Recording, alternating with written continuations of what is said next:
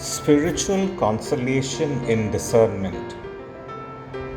In his general audience on 30th November 2022, Pope Francis focused on how to recognize spiritual consolation.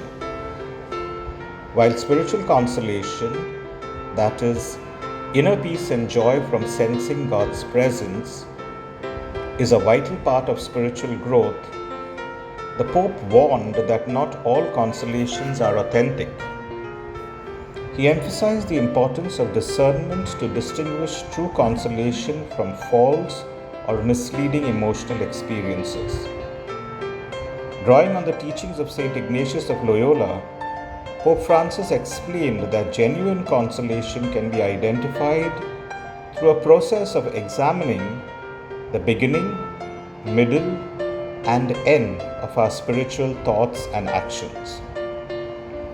If a thought or impulse begins with good intentions, fosters love, peace, and generosity in the middle, and leads to a deeper trust in God and good actions at the end, it is likely a good consolation or a true consolation.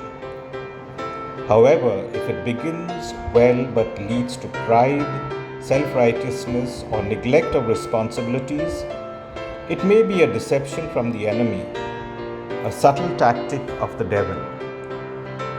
The Pope warned that false consolations often start with good appearances but eventually bring spiritual unrest or selfishness.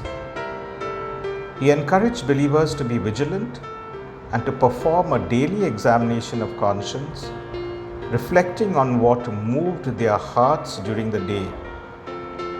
This practice helps identify the roots of emotions and actions, fostering spiritual maturity and awareness of God's guidance. True consolation strengthens us in faith and service, while false consolation may subtly draw us away from God. Pope Francis concluded by saying that the Holy Spirit helps all grow in love and discernment, and that spiritual journeys involve attentiveness, honesty, and the courage to seek the true good, what God wills for each of us here and now. Through discernment, we come to know ourselves better and walk the path of freedom and peace.